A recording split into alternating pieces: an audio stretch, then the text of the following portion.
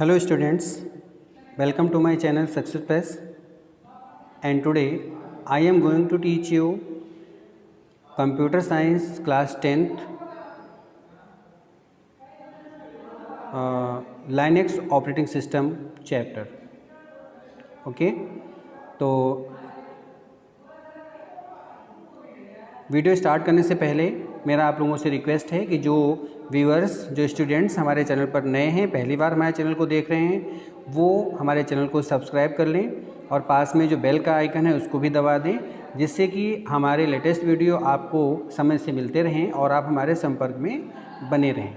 Okay, तो without wasting any time let us start the video. Okay, बढ़ते हैं Linux operating system में। इसमें देखते हैं कि हम लोगों को किस चैप्टर में क्या क्या पढ़ने को मिलेगा। ठीक है, तो इसमें देखें, फर्स्ट है इसमें लाइनक्स के मौलिक गुण तथा विशेषताएं हैं। ठीक है, लाइनक्स की कुछ कमियां हम पढ़ने को मिलेंगी, लाइनक्स की संरचना पढ़ने को मिलेगी, लाइनक्स के इंटरफेस पढ़ने को मिलेंगे। ठीक है, फिर लाइनक्स का GUI स्वरूप है, मीन्स ग्राफिकल यूजर इंटरफेस, इसका जो एक रूप है वो हमें देखने को मिलेगा। इसमें फाइल है, टेक्स्ट सर्च है, प्रोसेसिंग ऑर्डर हैं, आदेश वगैरह हैं, सब मिलेंगे हमें। फिर CL टेक्स्ट एडिटर मिलेगा। ठीक है, इसके बाद में लाइनक्स में सुरक्षा के जो प्रबंध हैं, लाइनक्स में कैसे हम सिक्योरिटी क्या होती है उसमें और उसका एक कैसा रूप होता है वो पढ़ने को मिलेगा। लाइनक्स में उपयोगकर्ता, लाइनक्स के जो यूजर्स हैं वो पढ़ने को मिलेंगे। ठीक है, और फाइल उपयोग अनुमति यानी फाइल की परमिशन भी मिलेगी। बट स्टूडेंट्स, आपको बता दूं, इस वीडियो में कुछ ऐसे पॉइंट्स भी होंगे जिसे यूपी गवर्नमेंट ने 30% जो कम किया है उसमें कुछ पॉइंट्स कम भी हुए हैं, तो उनको हमें जैसे यहाँ पे जो सुरक्षा प्रबंध है ये हमें यहाँ पर नहीं, इस 2020-21 के एग्ज़ाम के लिए हमें इसको नहीं पढ़ना है, इसको गवर्नमेंट ने कम कर दिया है। तो कुछ पॉइंट्स इसमें ऐसे भी हैं जो इस बार के वीडियो में आपको नहीं बताऊँगा, और इस समय जो आपको एग्ज़ाम के लिए कंपलसरी है वो मैं आपको बता रहा हूँ। ओके, बढ़ते हैं आगे। सबसे पहले देखते हैं कि जो लाइनक्स होता है, जो ऑपरेटिंग सिस्टम है वो होता क्या है ऑपरेटिंग सिस्टम। ठीक है, तो लिखा है ऑपरेटिंग सिस्टम प्रोग्रामों का एक समूह होता है। ठीक है, जो उपयोग करता है, यानी कि जो यूज़ कर रहा होता है कंप्यूटर, तथा जो हार्डवेयर होता है, हार्डवेयर आप लोग समझते हैं, हमने पिछले चैप्टर में पढ़ाया है। सॉफ्टवेयर वो होता है जिसको हम सिर्फ महसूस कर केवल देख सकते हैं, उसको अपने हाथों से हम टच नहीं कर सकते हैं। और हार्डवेयर वो होता है जो पुर्जे होते हैं जिनको हम हाथ से उठा के भी देख लेंगे, जैसे कि कीबोर्ड है, माउस है, ठीक है, प्रिंटर है, स्कैनर है, CPU है, हार्ड डिस्क है। ठीक है, ये सारी चीज़ें जो हैं ये हार्डवेयर में आती हैं। तो यहाँ पे कहा गया है कि जो यूज़र है, जो प्रयोग करता है, जैसे हम लोग तो यूज़र हैं, हम लोगों को क्या पता कि कोई मशीन जो है वो हमारी बात कैसे समझ पाएगी, यानी कि एक मशीन, एक हार्डवेयर हमारी बात को कैसे समझ पाएगी और जो हार्डवेयर है वो अपनी बात को हमें कैसे समझा पाएगा। इन दोनों के बीच में एक संपर्क स्थापित करना जो काम होता है वो ऑपरेटिंग सिस्टम का ही काम होता है। या हम ऐसे मान सकते हैं कि ऑपरेटिंग सिस्टम जो होता है कंप्यूटर में इतना कंपलसरी होता है जैसे कि किसी भी फैमिली में हेड ऑफ़ द फैमिली यानी परिवार का मुखिया यानी कि पापा। ठीक है, जिस प्रकार से घर में फादर होते हैं वो हर किसी को देखते हैं, घर में कोई सामान आना है तो वो भी ला रहे हैं, बच्चे की फ़ीस जमा करनी है तो वो भी जमा कर रहे हैं, कोई बीमार हो गया उसकी दवाई भी ला रहे हैं।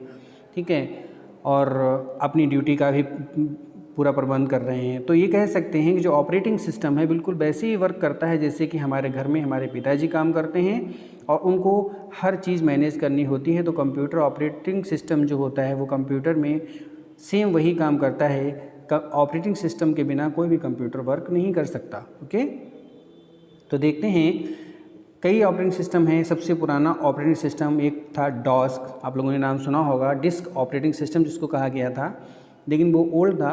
अब और भी ऑपरेटिंग सिस्टम आगे, इस समय सबसे जो अच्छा है वो तो हम लोग विंडोज़ ऑपरेटिंग सिस्टम जो यूज़ करते हैं। विंडो के कई वर्जन आ गए, पहले विंडो 98 आया, फिर विंडो XP आया, विंडो 3 आया, 7 आया, ठीक है, मिलेनियम आया, विंडो 8 आया, विंडो 8.1 आया, 10 आया, बहुत से विंडो हैं।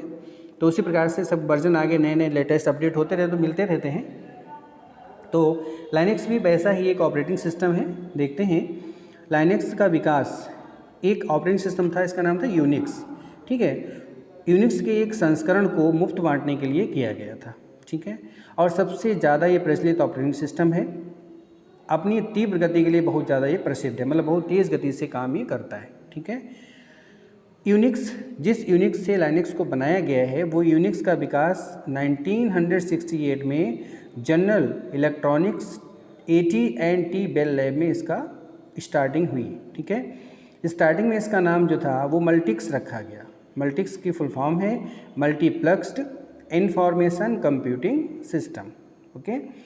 देन क्या हुआ, 1969 में KN थॉमसन और डेनिस रिची, ये दो लोग थे, उन्होंने इसमें कुछ करेक्शन किया, कुछ सुधार किए और करके उन्होंने इसका नाम यूनिक्स नाम दे दिया, ओके। तो ऐसे मान सकते हैं जो लाइनक्स अब हमारे सामने है, पहले वो मल्टिक्स के नाम से था, फिर KN थॉमसन और डेनिस रिची ने कुछ उसमें सुधार किए, फिर उन्होंने उसको कैसे बनाया, उसका नया नाम दिया यूनिक्स। और पहले इसको असेंबली भाषा में लिखा गया। असेंबली लैंग्वेज जो है वो भी एक कंप्यूटर की लैंग्वेज ही होती है। और फिर बाद में क्या हुआ, 1973 में यूनिक्स को दोबारा से सी लैंग्वेज में लिख दिया गया, ठीक है। जो डेनिस रिची हैं, डेनिस रिची का नाम आपने यहाँ पे देखा है, डेनिस रिची जो हैं इन्होंने ही सी लैंग्वेज का विकास किया है। तो बाद में सी लैंग्वेज में फिर से इस प्रोग्राम को यानी कि यूनिक्स को लिख दिया गया, ठीक है। और सी भाषा के प्रयोग से यूनिक्स सभी प्रकार के कंप्यूटर पर कार्य कर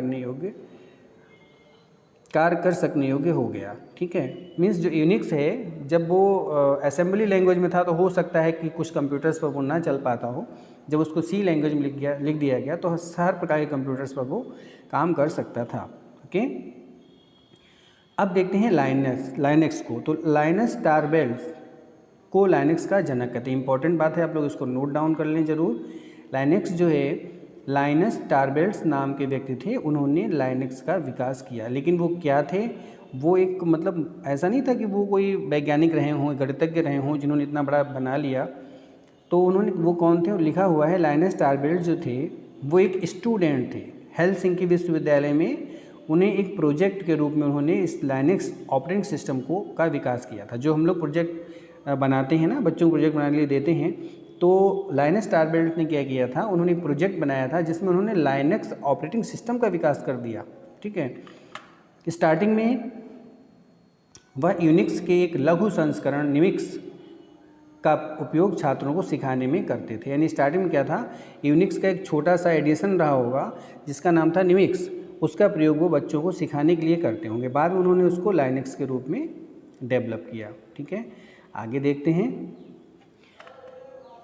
देन क्या हुआ, 1991 में लाइनस टॉरवेल्ड्स ने इसका पहला संस्करण इंटरनेट पर प्रकाशित कर दिया, ठीक है। उसने इस संस्करण के साथ पूरा सोर्स कोड भी दिया, जिससे प्रभावित होकर सैकड़ों प्रोग्रामरों ने इसमें अपने अनुसार संशोधन तथा परिवर्तन किया, ठीक है। देखिए, ओपन सोर्स कोड है। लाइनक्स जो है वो ऐसा ऑपरेटिंग सिस्टम है जो केवल इकलौता ऐसा ऑपरेटिंग सिस्टम है जिसका सोर्स कोड ओपन है। सोर्स कोड क्या होता है, ऐसे मान सकते हैं आप, आसानी से समझ लो कि एक पासवर्ड टाइप का होता है, ठीक है। अब जैसे कोई व्यक्ति है, कोई सॉफ्टवेयर इंजीनियर है, उसने कोई प्रोग्राम अगर बनाया तो उसका पासवर्ड तो अपने पास ही रखेगा वो, ठीक है, क्योंकि उसको उससे फ़ायदा होगा। वो कई लोगों को वो सेल भी कर सकता है अपना सॉफ्टवेयर। बट लाइनस टॉरवेल्ड्स ने क्या किया, क्योंकि वो स्टूडेंट थे, उनका मेरी बुद्धि भी इतनी डेवलप नहीं है, तो उन्होंने ये किया कि उसका जो सोर्स कोड था, जो पासवर्ड था, वो उन्होंने एक सबको मतलब फ्री कर दिया, ओपन कर दिया, और ये कह दिया कि जो भी अच्छे अच्छे प्रोग्रामर्स हैं, अगर वो चाहें तो ये जो प्रोग्राम मैंने बनाया है इसमें अपनी बुद्धि से कुछ सुधार कर सकें, कुछ संशोधन कर सकें तो और अच्छा बन जाएगा। तो उससे प्रभावित होकर के कई लोगों ने उसमें सुधार भी किए और इस लाइनक्स ऑपरेटिंग सिस्टम को लोगों ने अच्छा बनाने का प्रयास किया, ठीक है। लाइनक्स का वितरण GNL की फुल फॉर्म क्या है, जनरल पब्लिक लाइसेंस, मतलब हर व्यक्ति को इसकी लाइसेंस है, हर व्यक्ति उसको ओपन कर सकता है। इसके प्रोग्राम्स कैसे बने हैं उसकी सेटिंग में जा सकता है, उसमें कुछ भी चेंज कर सकता है, ठीक है। तो ये चूंकि स्टूडेंट होने के कारण उन्होंने ऐसा किया, क्योंकि उनको लगा था कि हो सकता है कि हम अभी कुछ कहीं कमी रखी हो तो कुछ अच्छे लोग होंगे वो उसको सुधार कर सकते हैं, तो इसलिए उन्होंने ऐसा किया, ओके। बढ़ते हैं आगे। अब क्या है, लाइनक्स के जो संस्करण हैं, कई संस्करण हमारे सामने हैं। इसके उदाहरण जैसे कि रेड हैट के नाम से लाइनक्स आता है, ठीक है, और मैंड्रेक लाइनक्स है, सूजे लाइनेक्स है, ये लाइनेक्स के कई संस्करण जो आजकल मार्केट में हम लोग लेने जाते हैं तो लाइनेक्स कह सकते हैं, लाइनेक्स में चाहिए ऑपरेटिंग सिस्टम तो उसका मिल सकता है। बट अगर हम उसका जो उसके अलग अलग वर्जन हैं जैसे रेड हैट है, मैंड्रिक है, सूजे है, इनके नाम से बोल के भी हम लाइनेक्स ऑपरेटिंग सिस्टम मार्केट से परचेज कर सकते हैं। ओके, देन आगे बढ़ते हैं। लाइनेक्स के मौलिक गुण तथा विशेषताएं। अब लाइनेक्स के कुछ इसमें गुण बताए गए हैं, कुछ इसकी विशेषताएं हैं। देखिए पहला क्या है कि बहुत सी विशेषताएं इसमें सिस्टम में हैं। फर्स्ट है मल्टी यूज़र ऑपरेटिंग सिस्टम। ठीक है, अब समझा दें आप लोगों को मल्टी यूज़र क्या होता है। मल्टी मीन्स एक साथ कई, यूज़र मीन्स होता है प्रयोग करने वाले। लेकिन ये ऐसा ऑपरेटिंग सिस्टम है लाइनेक्स जिसमें एक साथ में एक समय पर एक से ज़्यादा यूज़र अपना अपना प्रोग्राम चला सकते हैं। ठीक है, दूसरा क्या है इसकी क्वालिटी, मल्टीटास्किंग ऑपरेटिंग सिस्टम। देखिए यूज़र मीन्स प्रयोगकर्ता होता है तो एक से ज़्यादा प्रयोगकर्ता एक बार में अपने प्रोग्राम को चला सकें तो वो इसमें सुविधा है, तो कह दिया गया मल्टी यूज़र ऑपरेटिंग सिस्टम है। फिर मल्टीटास्किंग, टास्क मीन्स हम लोग क्या कहते हैं, टास्क मीन्स होता है कार्य, कि उस ऐसा ऑपरेटिंग सिस्टम है लाइनेक्स जिस पर हम एक साथ में एक से ज़्यादा कार्य यानी कई कार्य, मल्टीटास्क यानी कि मल्टी मीन्स कई और टास्क मीन्स कार्य, कि हम कई कार्य इसमें कर सकते हैं। सपोज दैट एग्जाम्पल क्या है, देखो इन्होंने यहाँ दिया भी है कि अगर एक यूज़र क्या कर रहा है, अपने डॉक्यूमेंट को टाइप कर रहा है, कुछ काम कर रहा है, और दूसरा हम काम क्या कर रहे हैं कि हम प्रिंटर से छाप भी रहे हैं। ठीक है, देखा होगा कि एक तरफ टाइपिंग भी हो रही है, एक तरफ प्रिंटर से छपाई भी हो रही है, एक तरफ ऑडियो सॉन्ग्स भी चल रहे हैं, एक तरफ स्कैनिंग भी चल रही है, सारे काम हो रहे हैं। तो ऐसा ऑपरेटिंग सिस्टम जो एक साथ में कई काम करने की सुविधा प्रदान करता है उसे कहते हैं मल्टीटास्किंग ऑपरेटिंग सिस्टम। तो ये लाइनेक्स में सुविधा है।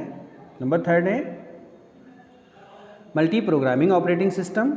इसमें क्या है कि एक मल्टी प्रोग्रामिंग ऑपरेटिंग सिस्टम जो होता है वो क्या करता है, एक समय में कई उपयोगकर्ता उसमें अपना प्रोग्राम चला सकते हैं। मल्टी प्रोग्रामिंग यानी कई प्रोग्राम उसमें चल सकते हैं। ठीक है, virtual memory, Linux hard disk के एक भाग का उपयोग वर्चुअल मेमोरी की तरह करता है लाइनेक्स, जिसके कारण कंप्यूटर की गति बढ़ जाती है।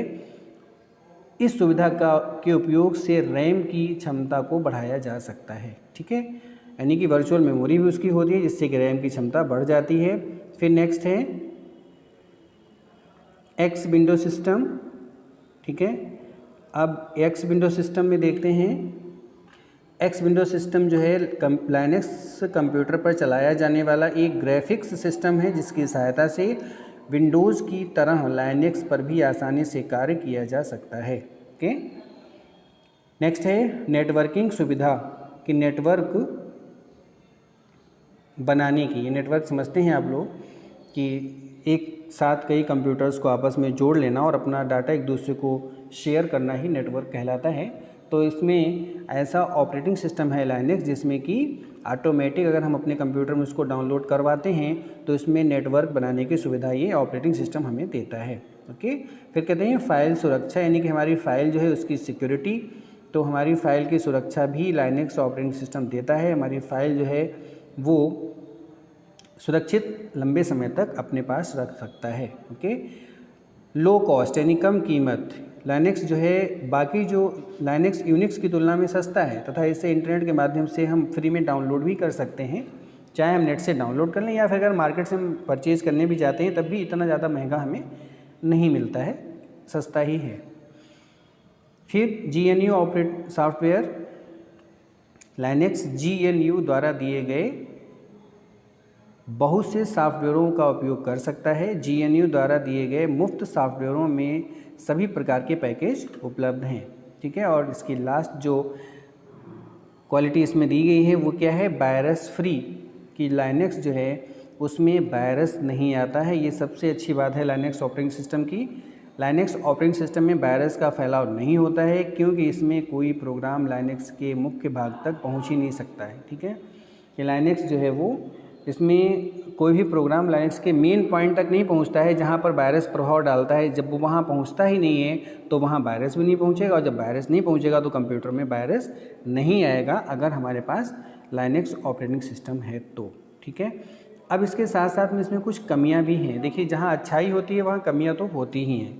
तो अब लाइनेक्स में कुछ कमियां भी हैं। पहली कमी क्या है, केस सेंसिटिव। केस सेंसिटिव का मीन्स ये होता है कि कैपिटल लेटर और स्मॉल लेटर, ठीक है, कि अगर हमने कोई प्रोग्राम कैपिटल लेटर में लिखा है तो हमें फिर ध्यान, अगर कोई हमारे पास कोई कमांड जो हम दे रहे हैं अगर वो कमांड कैपिटल लेटर में है, ठीक है, तो हमें कैपिटल में ही लिखना पड़ेगा। अगर हमने स्मॉल में लिख दिया तो हमारा कमांड वर्क नहीं करेगा।